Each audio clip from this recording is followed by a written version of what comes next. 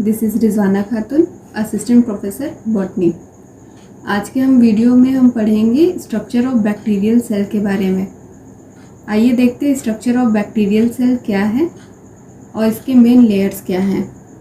जैसा कि आप जानते हैं कि जो बैक्टीरिया होता है ये बहुत ही छोटा सा माइन्यूट ऑर्गेनिज्म है जिसे हम इलेक्ट्रॉन माइक्रोस्कोप के अंदर इसकी स्टडी करते हैं। स्टेनिंग करने के बाद इसके बाद हमको इसके कुछ मेन लेयर्स दिखाई देते हैं। इस वीडियो में हम देखते हैं कि ये मेन लेयर्स कौन से हैं और बैक्टीरिया का जो स्ट्रक्चर है ये किस तरीके का है। अगर हम ये एक डायग्राम को ध्यान में रखते हुए अगर हम इसके बारे में बात करें तो सबसे ऊपर में एक स्लाइम लेयर होती है, पतली सी विस्कस लेयर होती है ये। इसके बाद सेल वॉल होता है, प्लाज्मा मेम्ब्रेन होता है, प्रोटोप्लाज्म वगैरह है। तो आइए हम इसको देखते हैं डिटेल में। सबसे पहला लेयर जो होता है वो होता है इसमें slime layer. Slime layer bacterial cell की सबसे आउटर मोस्ट जिलेटिनस लेयर होती है जो कि पॉलीसैकेराइड के पेप्टाइड चेन से मिलकर के बनी हुई होती है।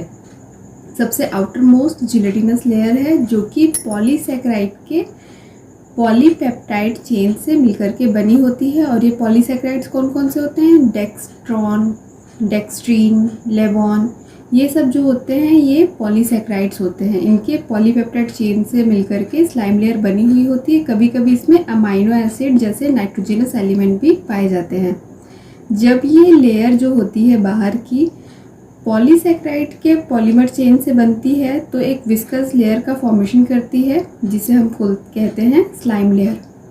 जब ये लेयर पॉलीसैकेराइड्स से मिलकर के बनी हुई होती है पॉलीपेप्टाइड चेन से, पॉलीसैकेराइड्स की पॉलीपेप्टाइड चेन से, तो एक विस्कस लेयर का फॉर्मेशन करती है जिसे हम कहते हैं स्लाइम लेयर। पर अगर इसमें नाइट्रोजनस एलिमेंट जैसे कि अमाइनो एसिड मिल जाते हैं तो ये हार्ड हो जाती है और जिसे हम कहते हैं कैप्सूल। ठीक है, जब ये सिर्फ पॉलीसैकेराइड से मिलकर के बनेगी, विस्कस लेयर का फॉर्मेशन करेगी तो ये स्लाइम लेयर कहलाती है। पर जब इसमें नाइट्रोजनस एलिमेंट ऐड हो जाता है अमाइनो एसिड तो ये हार्ड हो जाने की वजह से कैप्सूल का फॉर्मेशन कर लेता है। कैप्सूल इस तरीके से बनेगा, वरना ये स्लाइम लेयर की फॉर्म में होता है। ये स्लाइम लेयर और कैप्सूल इन दोनों का ही काम है बैक्टीरिया को एंटीबॉडी से प्रोटेक्ट करना और डिहाइड्रेशन से बचाना। ये सबसे ऊपर की लेयर थी स्लाइम लेयर। नेक्स्ट लेयर होती है इसमें सेल वॉल।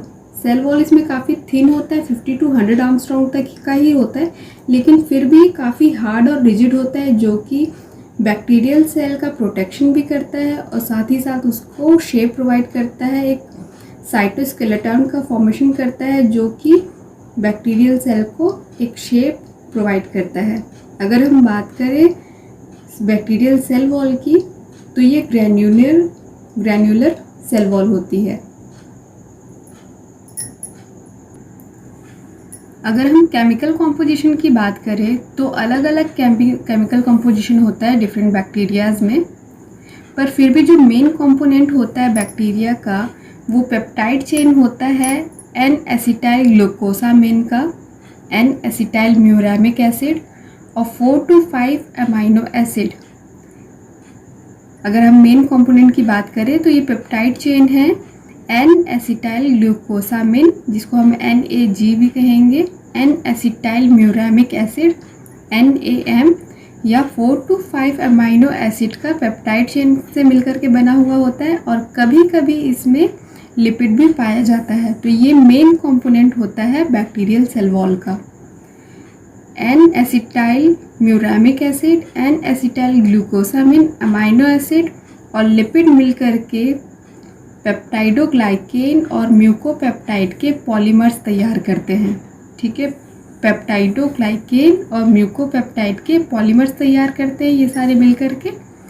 ग्राम पॉजिटिव जो बैक्टीरिया होते हैं इसमें म्यूकोपेप्टाइड का परसेंटेज होता है 80% तक, पर जो ग्राम निगेटिव बैक्टीरिया होते हैं इसमें म्यूकोपेप्टाइड सिर्फ 3 to 12% तक का ही पाया जाता है। ये सेकेंड लेयर थी बैक्टीरियल सेल की। अब थर्ड लेयर हम देख लेते हैं, वो होता है प्रोटोप्लाज्म। इसके अंदर बैक्टीरियल सेल के अंदर जो कोलाइडल मैट्रिक्स होता है उसे हम कहते हैं प्रोटोप्लाज्म, जो कि सेल वॉल से सराउंडेड होता है। सेल वॉल के अंदर होता है एक कोलाइडल मैट्रिक्स जिसे हम कहेंगे प्रोटोप्लाज्म। इस ये भी अलग अलग डिफरेंट लेयर से मिलकर के बना हुआ होता है। 3 पार्ट में डिवाइडेड होता है ये। इसका फर्स्ट पार्ट है plasma membrane. Plasma membrane protoplasm का सबसे बाहर का लेयर होता है।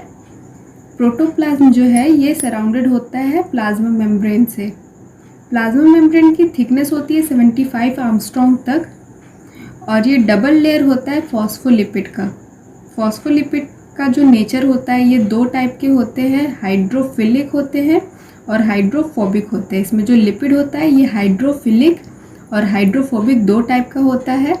ये इस तरीके से हाइड्रोफिलिक इसमें हेड होता है जो कि सेल के आउटर सरफेस पर होता है, आउटर साइड पर होता है, और जो हाइड्रोफोबिक टेल होता है ये अंदर की तरफ होता है। हाइड्रोफिलिक वाटर लवर होता है, इस वजह से ये बाहर की तरफ होता है ताकि ये वाटर के कांटेक्ट में रहे, और जो हाइड्रोफोबिक टेल होता है वो अंदर की तरफ होता है। प्लाज्मा मेम्ब्रेन का जो नेचर होता है वो सेमी परमिएबल होता है, जिसकी वजह से ये ऑस्मोटिक रेगुलेशन को मेंटेन करने का काम करता है। प्लाज्मा मेम्ब्रेन अंदर की तरफ कई बार इनफोल्डेड फॉर्म में होता है। प्लाज्मा मेम्ब्रेन सेल वॉल के अंदर पे, बैक्टीरियल सेल के अंदर में जो प्लाज्मा मेम्ब्रेन होता है किसी किसी जगह पे मुड़ सा जाता है, और मुड़ने की वजह से ये मेसोसोम का फॉर्मेशन करता है। ये मेसोसोम में काफ़ी सारे रेस्पिरेटरी एंजाइम्स भी पाए जाते हैं, और इन मेसोसोम का काम होता है सेल वॉल का फॉर्मेशन करना। इसके साथ साथ जो एक्स्ट्रा सेलुलर सब्सटेंस होते हैं इसका भी सिक्रीशन करता है मेसोसोम। तो ये सेकेंड लेयर थी प्लाज्मा मेम्ब्रेन। प्लाज्मा मेम्ब्रेन के बाद सेकेंड पार्ट आएगा इसमें साइटोप्लाज्म।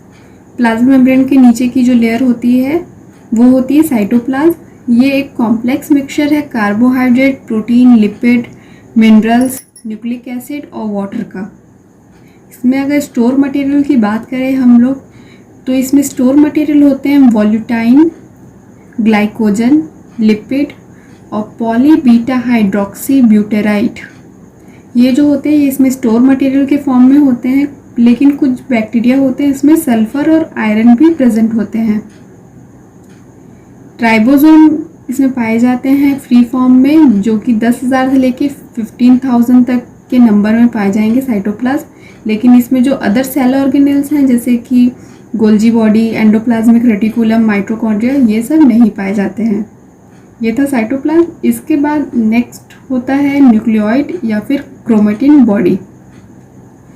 जो बैक्टीरियल सेल है इसमें ट्रू न्यूक्लियस टोटली एब्सेंट होता है, न्यूक्लियोइड के फॉर्म में होता है वो, और इसमें न्यूक्लियर मेम्ब्रेन और न्यूक्लियोलस एब्सेंट होते हैं। न्यूक्लियस जो होता है वो टोटली एब्सेंट होता है, ट्रू न्यूक्लियस। इसमें न्यूक्लियर मेम्ब्रेन और न्यूक्लियोलस भी एब्सेंट होते हैं। न्यूक्लियोइड के फॉर्म में इसका न्यूक्लियस पाया जाता है। इसमें जो जेनेटिक मटेरियल होता है वो डीएनए होता है, और डीएनए सिंगल और डबल स्टैंडर्ड के फॉर्म में होता है। डीएनए की जो लेंथ है ये 1000 μm तक हो सकती है, और इसका मॉलिक्यूलर वेट होता है 3 × 10⁹। ये 5 × 10⁹ बेस पेयर से मिलकर के बना हुआ होता है इसमें जो डीएनए पाया जाता है। डबल हेलिकल बैक्टीरियल सेल जो होता है जिसको हम बैक्टीरियल क्रोमोसोम भी कहते हैं, इसमें हिस्टोन प्रोटीन टोटली एब्सेंट होता है। बैक्टीरियल क्रोमोसोम में हिस्टोन प्रोटीन टोटली एब्सेंट होता है, और इसके अलावा कुछ एक्स्ट्रा क्रोमोसोमल हेरिडिटरी मटेरियल भी पाए जाते हैं बैक्टीरियल सेल में। बैक्टीरियल सेल में जीनोमिक डीएनए है जो इसका नॉर्मल क्रोमोसोम है ये है। इसके अलावा कुछ एक्स्ट्रा क्रोमोसोमल हेरिडिटरी मटेरियल भी पाए जाते हैं जिसे कहते हैं प्लाज्मिड। इसको सबसे पहले लिंडरबर्ग ने डिस्कवर किया था 1952 में। ये एक्स्ट्रा क्रोमोसोमल डीएनए मटेरियल होने की वजह से अगर इसको हम बैक्टीरियल सेल से आइसोलेट भी करते हैं तो भी बैक्टीरियल सेल में कोई खास फर्क नहीं पड़ता है। एक प्लाज्मिड में तकरीबन 100 जीन्स तक प्रेजेंट होते हैं, और इस प्लाज्मिड को हम यूज़ करते हैं एज अ वेक्टर। नेक्स्ट हिस्सा है बैक्टीरिया का फ्लैजिला। फ्लैजिला जो होता है बैक्टीरियल सेल में ये हेयर लाइक अपेंडेज होता है जो कि बैक्टीरियल सेल को मोशन प्रोवाइड करता है। बैक्टीरियल सेल को मूवमेंट प्रोवाइड करने के लिए फ्लैजिला हेल्पफुल है, जिसकी लेंथ होती है 4 to 5 μm तक। बहुत सारे बैक्टीरिया की जो लेंथ होती है उससे भी ज़्यादा हो जाती है फ्लैजिला की लेंथ, जो कि उसको मोशन में में मदद करता है। ये अपने बेसल पॉइंट से ब्लेफेरोप्लास्ट ग्रैन्यूल के थ्रू अटैच्ड होता है। फ्लैजिला अपने बेसल पॉइंट से ब्लेफेरोप्लास्ट ग्रैन्यूल के थ्रू अटैच्ड होता है। फ्लैजिला के प्रेजेंस और एब्सेंस के बेसिस पे ये जो बैक्टीरिया होते हैं ये दो टाइप के होते हैं। फर्स्ट है नॉन मोटाइल, ऐसे बैक्टीरिया जिसमें फ्लैजिला प्रेजेंट ना हो और जो मोशन ना कर पाए उसे हम कहेंगे नॉन मोटाइल, जिसमें फ्लैजिला एब्सेंट है। इसका एग्जाम्पल है लैक्टोबैसिलस। और दूसरा है मोटाइल। मोटाइल वो बैक्टीरिया होंगे जिसमें फ्लैजिला प्रेजेंट होता है, जिसकी वजह से वो मोशन कर लेता है। अब ये जो मोटाइल बैक्टीरिया होते हैं ये भी दो टाइप के होते हैं। फर्स्ट है पोलार फ्लैजिलेशन। इनका जो फ्लैजिलेशन होता है ये दोनों पोलर एंड पर पाया जाता है, दोनों एंड पर फ्लैजिला पाया जाता है, जिसकी वजह से ये मोशन करते हैं। तो इसे हम कहेंगे पोलार फ्लैजिलेशन। इसका एग्जाम्पल है ग्राम नेगेटिव बैक्टीरिया यानी कि बैसिलस बैक्टीरिया। सेकेंड है नॉन पोलर फ्लैजिलेशन। इसमें पोलर एंड पर फ्लैजिलेशन नहीं होता है, जबकि पूरी बॉडी पर फ्लैजिला पाया जाता है, सराउंडेड होता है फ्लैजिला बैक्टीरियल सेल में। इसका एग्जाम्पल है बैसिलस टाइफोसिस। तो ये फ्लैजिला था। नेक्स्ट आता है पिल्लाई या फिम्ब्री। ये भी एक इम्पॉर्टेंट हिस्सा है बैक्टीरियल सेल का। ये भी हेयर लाइक स्ट्रक्चर है, छोटे छोटे हेयर लाइक स्ट्रक्चर होते हैं और ये छोटे होते हैं फ्लैजिला से। फ्लैजिला से छोटे होते हैं पिल्लाई। इनका फॉर्मेशन होता है पिलियन प्रोटीन के थ्रू। इसकी लेंथ होती है 2 म्यू तक और डायमीटर होता है 30 to 50 आर्मस्ट्रॉन्ग तक।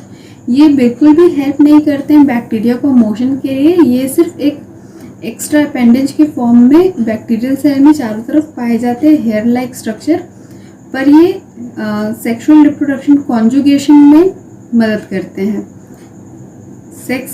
सेक्सुअल रिप्रोडक्शन के एक मेथड कॉन्जुगेशन में ये मदद करते हैं, जिसमें दो बैक्टीरियल सेल आपस में पास जाते हैं और जो पिल्लाई होता है ये इसमें इलोंगेट होकर के एक कॉन्जुगेशन पॉइंट बनाता है। दो बैक्टीरियल सेल के पिल्लाई आपस में कॉन्जुगेट होते हैं और एक कॉन्जुगेशन पॉइंट बनाते हैं, जिससे इसके जेनेटिक मटेरियल का एक्सचेंज होता है। तो ये सेक्सुअल रिप्रोडक्शन में हेल्प करता है कॉन्जुगेशन में। इस वक्त पर जो एक बैक्टीरियल सेल होती है उसे हम कहते हैं डोनर सेल और दूसरी जो बैक्टीरियल सेल होती है उसे कहते हैं रेसिपिएंट सेल। तो ये इस वीडियो में हमने देखा बैक्टीरियल सेल के स्ट्रक्चर के बारे में। Thank you so much.